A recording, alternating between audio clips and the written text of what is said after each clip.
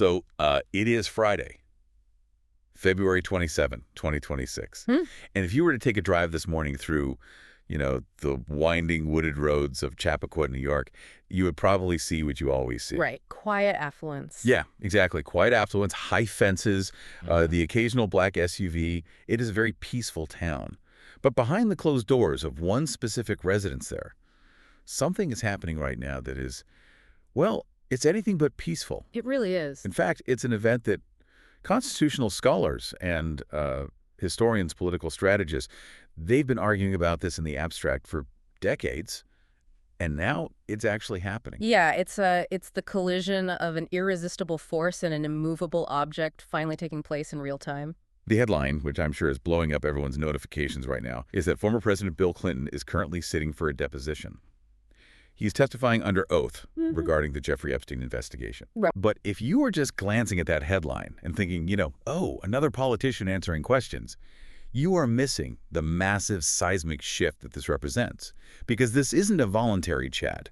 This isn't a memoir. This is forced. That is the word of the day, isn't it? Forced. Or, to use the actual legal term, compelled. Compelled. So welcome to the deep dive. Our mission today is to really peel back the layers of this specific event. Yeah. We aren't just going to talk about Bill Clinton sitting in a chair answering questions. We need to unpack the how. Exactly, the how, the specific legal vice that squeezed a former commander-in-chief into that chair. Because per the sources we're looking at, we're going to lay out the legal mechanisms first, then dive into the history that is being rewritten today. And then the political fallout. Right, the bizarre political reality where President Trump is actually unhappy about this.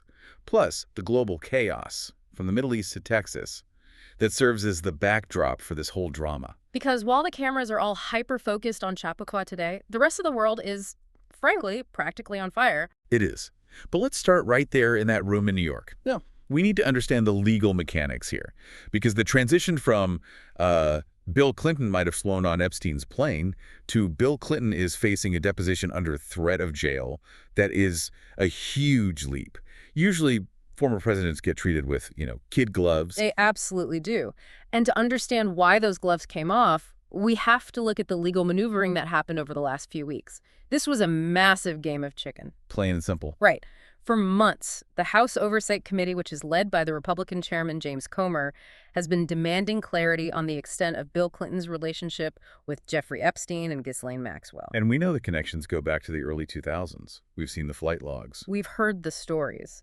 So this is old news in a sense. It's history being litigated over 2 decades later. But the committee wanted specific answers on the record. Okay, so normally, when Congress wants to question a former president about something like this, they enter into a sort of negotiation, right? Exactly. The standard procedure, the gentleman's agreement, if you will, is that the former president offers a sworn statement. Which is basically take-home homework. Essentially, yeah. The lawyers sit down, they meticulously write out the answers to written questions, the president signs it under penalty of perjury, and they mail it over to Congress. It's dignified. Very dignified. It keeps the former president off camera. It completely prevents the spectacle of a live adversarial interrogation. And that is exactly what the Clintons originally offered. They said, we will give you sworn statements. And in 99 out of 100 timelines, that would have been the end of it. The committee gets their document, the Clintons save face. But not this timeline. No, not this time. Chairman Comer and the Oversight Committee rejected the offer flat out. They just said, no deal. They demanded an in-person deposition. And when the Clintons hesitated... Comer put the ultimate weapon on the table. Criminal contempt of Congress. Okay, I want to pause on that exact term. Criminal contempt. We hear it thrown around in cable news panels constantly. It almost sounds like a political buzzword at this point. It does get overused. But in this context, for a former president, what does that threat actually physically mean? Is it a fine? A strongly worded letter? It is a legal cudgel. It is the legislative branch's heaviest artillery. Walk us through the mechanics of that. So if the House votes to hold a witness in criminal contempt, that citation doesn't just sit in a file. It is officially referred to the Department of Justice. Okay. The U.S. attorney is then legally required to bring the matter before a grand jury. And if you are indicted and convicted, you are looking at potential jail time and significant fines. So it's not a slap on the wrist? Not at all. It is a full-blown criminal proceeding. Okay, but here's where my brain gets stuck. We have a former president Would the Department of Justice actually prosecute him? That seems unthinkable. Well, you have to look at the calendar. It is 2026. Who is sitting in the White House right now? Donald Trump. Exactly, Donald Trump. That means we have a Trump-appointed Attorney General and a Trump-run Department of Justice. Ah, okay. That changes the calculus completely. Drastically. If this were a Democratic administration, maybe, just maybe, the Clintons would have rolled the dice, betting that the DOJ wouldn't prosecute a former Democratic president for contempt of a Republican House. They would call the bluff. Right. But with the Trump DOJ, the risk was suddenly existential. They had to weigh the deep humiliation of testifying against the very real possibility of being indicted and prosecuted for contempt. And they looked at that equation, and they sold it. They folded, the legal vice tightened, and they realized they had absolutely no choice but to comply. That is a terrifying realization for the entire political establishment. It essentially means the ex-president's protection club is officially disbanded. Yeah. If the opposing party controls the House and the White House, you are vulnerable. Completely vulnerable. And we actually got a preview of how this deposition strategy plays out yesterday, because, as our sources remind us, this is a double header. Right. Thursday was Hillary Clinton's turn. Yes. She went first. How did that go down? Yeah. Because she is no stranger to congressional hearings. No, she's a veteran of them. She sat for her deposition yesterday. And if you look at the leaks and the reporting coming out of that closed-door session, she executed a very standard, very disciplined legal defense. Meaning she didn't give him anything new. Exactly. Her testimony can basically be summarized as, I don't recall. She stated she had no knowledge of Epstein's or Maxwell's crimes and didn't remember meeting him. Even though there are photographs that might suggest otherwise. Right, despite the photos. But the classic I don't recall is the absolute safe haven for every politician in a legal jam. It is. Yeah. Because legally, it is almost impossible to pierce. Right. Unless you have a hidden email where she explicitly says, I vividly remember meeting Jeffrey yesterday, you cannot definitively prove she's lying about her own memory. It's a memory defense. Exactly. But here is why today, Friday, is so different. Bill Clinton's situation is fundamentally more perilous than Hillary's. Because he was the one actually on the plane. Precisely. The flight logs, the multiple reports of him on Epstein's private island, the accounts from survivors, the allegations against Bill Clinton are specific, they are granular, and they are numerous. So he can't just brush it off. He can't just say, I barely knew the guy. There is a massive documented paper trail of association. Right. So while Hillary could wave it away with a broad general denial yesterday, Bill is likely facing hours of extremely specific, targeted questions today. Questions like, were you on this specific flight on this specific date? Who was sitting next to you? What did you discuss? Did you ever go to the island? Exactly. And unlike a written statement where your lawyers can massage and perfect every single word for weeks, in a live deposition, you are sitting there alone. If you get frustrated, or if you slip up, or if you accidentally contradict a flight log from 20 years ago. That is perjury territory. It is. Or at the very least, it's politically devastating footage. And that is the first-time factor we really need to dig into regarding the historical context. We have never, ever seen a former president compelled to walk this kind of legal tightrope before. Let's transition into that historical context then. Yeah. Because I know listeners right now might be shouting at their speakers saying, wait a minute, didn't Gerald Ford testify? Didn't Clinton himself testify when he was president? They did, but the legal distinctions there matter immensely. Break that down for us. Okay, so Gerald Ford. He voluntarily appeared before a House Judiciary Subcommittee to explain his pardon of Richard Nixon. He wanted to clear the air. Exactly. It was a choice. A noble one, arguably, to preserve trust in the institution. And yes, Bill Clinton testified via video link for a grand jury back in 1998 regarding Monica Lewinsky. But he was a sitting president then. Right. He was in power, actively negotiating the terms of his own cooperation to manage the ongoing impeachment complications. So this situation today in Japquois is totally different. Fundamentally different. This is a private citizen who just happens to be a former president being told point blank, you have no special privileges anymore. The shield is gone. The executive dignity argument, which is the unwritten rule that usually protects presidents from being dragged through the mud by their political rivals, has completely collapsed here. Why, though? Why did it collapse right now? Why didn't it collapse for Benghazi or for Whitewater? Because of the subject matter. This isn't about policy. It isn't about a failed military operation overseas or a complicated real estate budget scandal. It is about Jeffrey Epstein. It is. It is about the sexual abuse and trafficking of underage girls.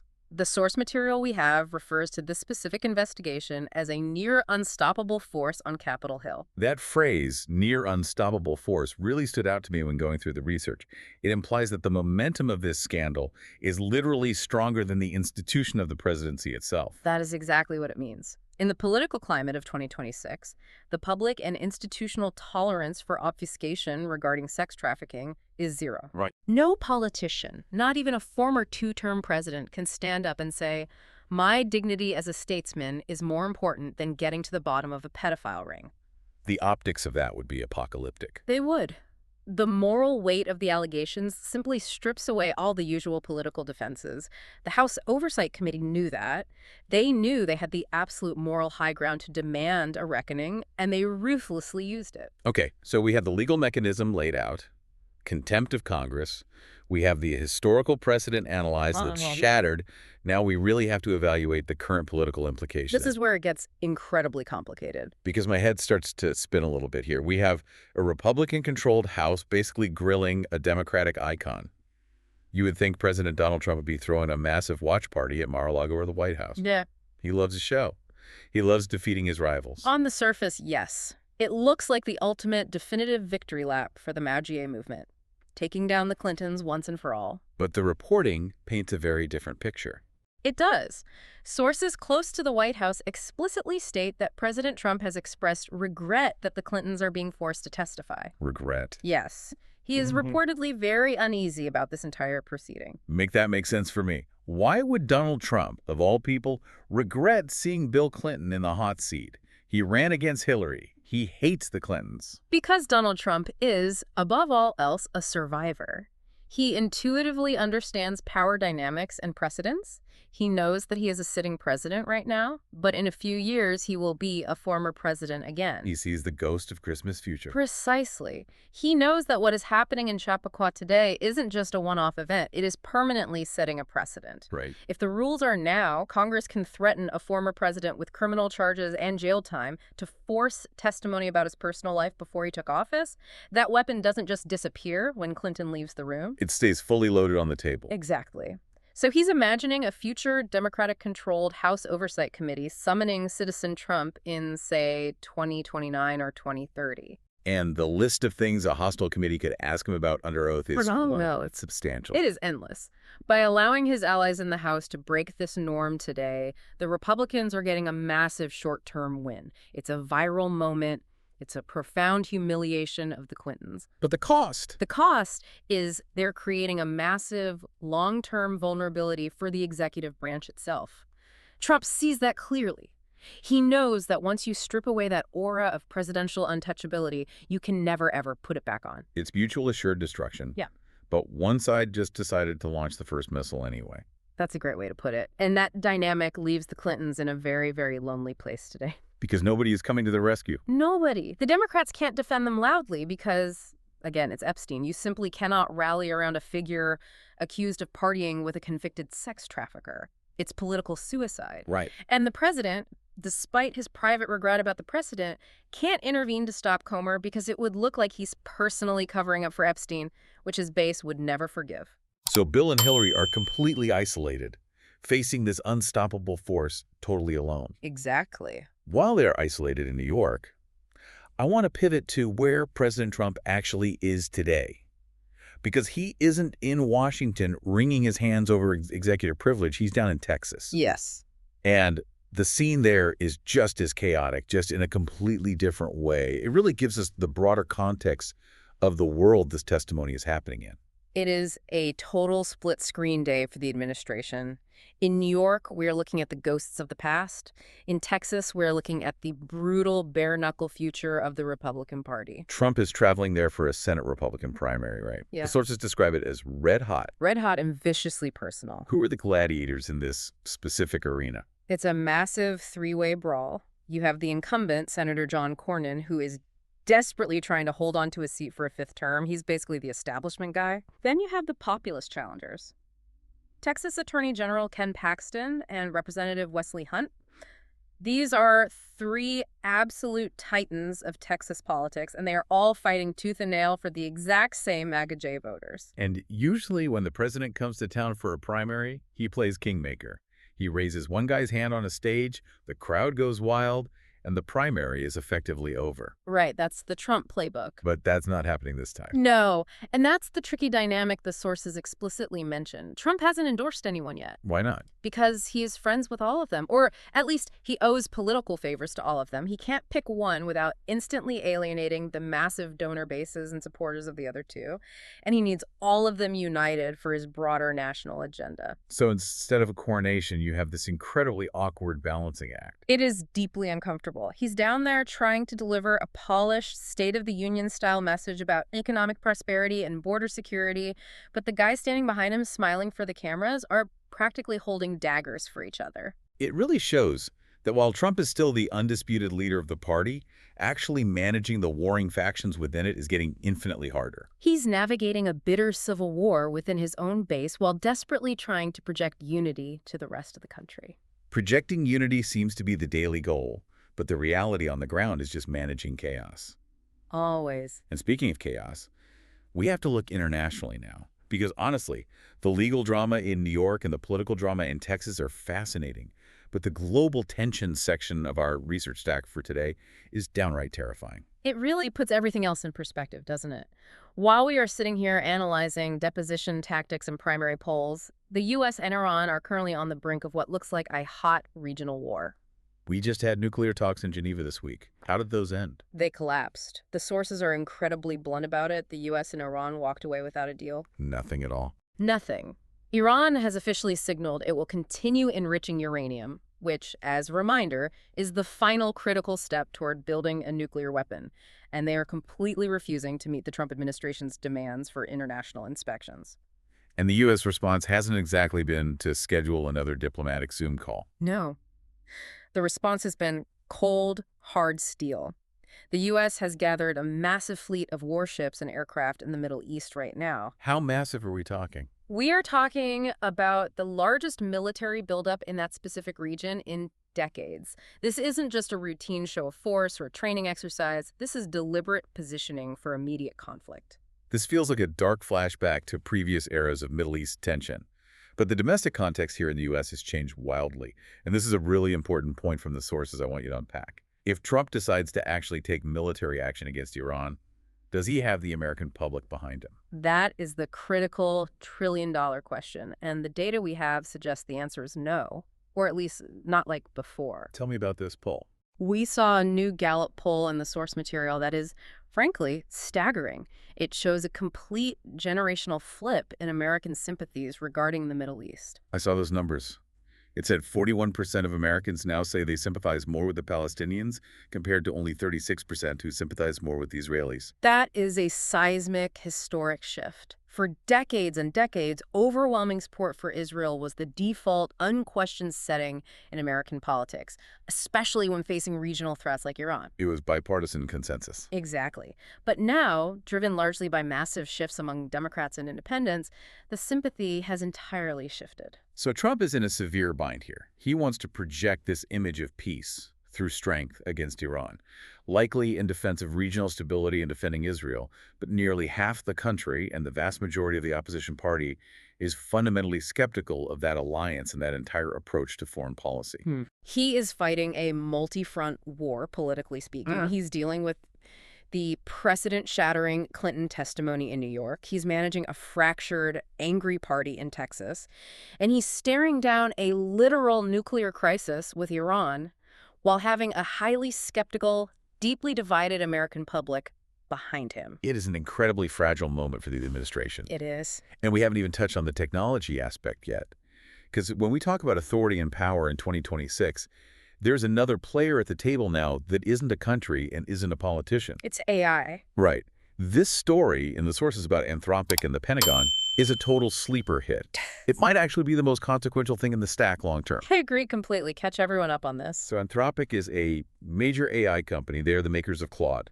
The Pentagon comes knocking on their door and basically says, we want your tech for our systems. And Anthropic looks at the Department of Defense and says, no.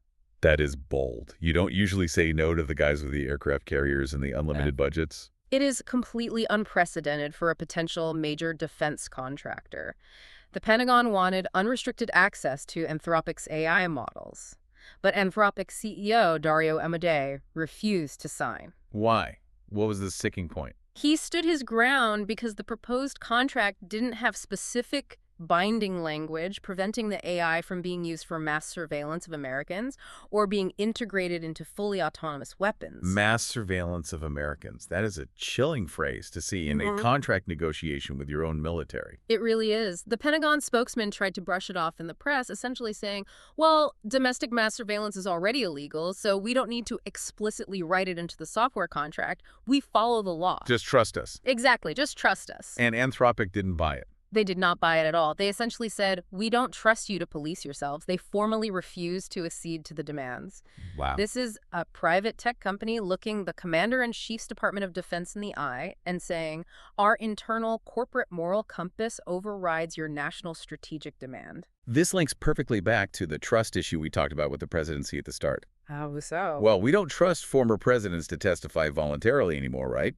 So we compel them under threat of prison. We don't trust the Pentagon to follow the law on domestic surveillance, so we have private tech companies denying them the software to even try. It feels like the federal government is rapidly losing its monopoly on authority. That is a profound observation. It is a crisis of institutions. The government is flailing a bit. They're aggressively trying to grab power where they can't, like with the unprecedented Clinton subpoena, but they are losing their grip in these other arguably more important arenas. Right. And sometimes the administration is just using its raw power in bizarre, arbitrary ways that confuse everyone.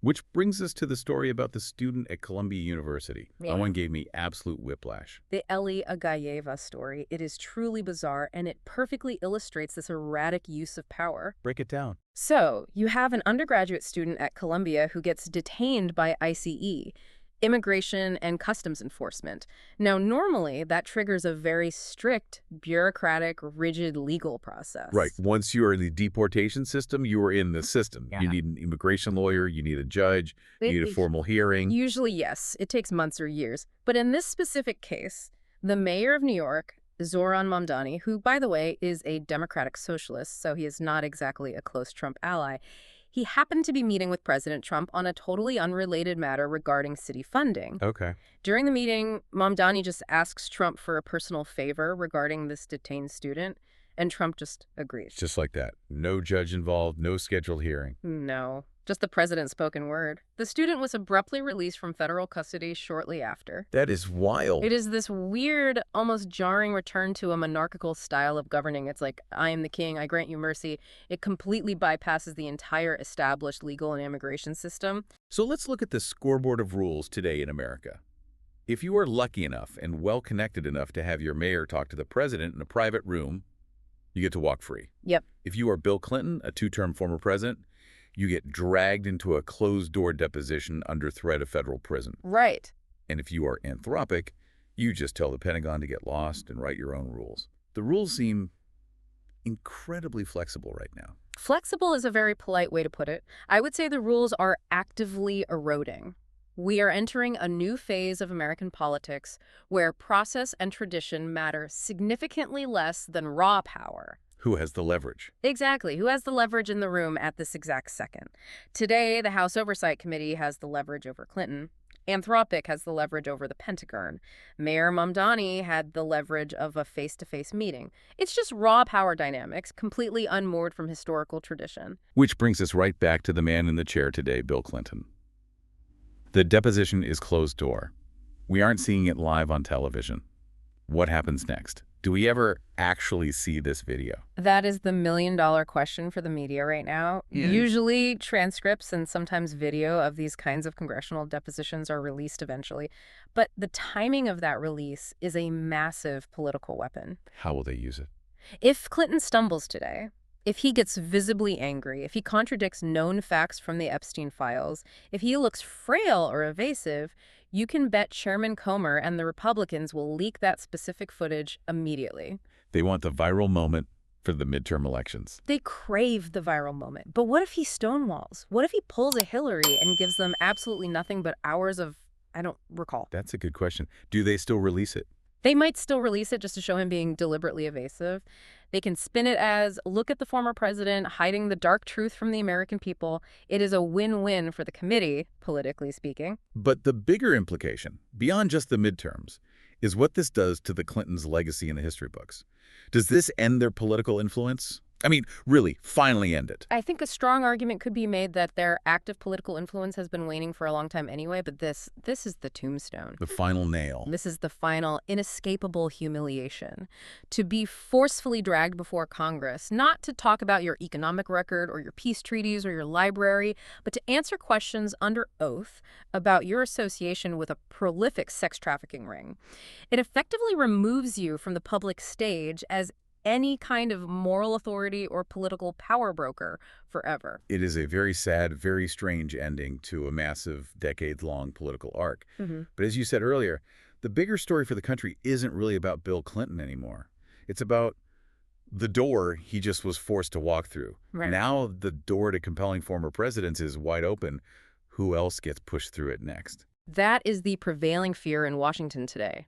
If the new established precedent is that former presidents must testify before hostile committees or face jail time, then every single time the House of Representatives flips parties, we're going to see a parade of former leaders being dragged up to Capitol Hill. To answer for their crimes, real or completely imagined. Exactly. It turns the congressional oversight and justice systems into a permanent, weaponized political retribution machine. And that is exactly what Donald Trump fears, despite his own party being the one pushing the button right now. It is. He knows the pendulum always swings back. And honestly, it's what we should all be wary of. Because if the entire political system becomes solely focused on criminalizing your opponent's past actions, nobody is left doing the actual work of governing the future. Well, that is a deeply sobering thought.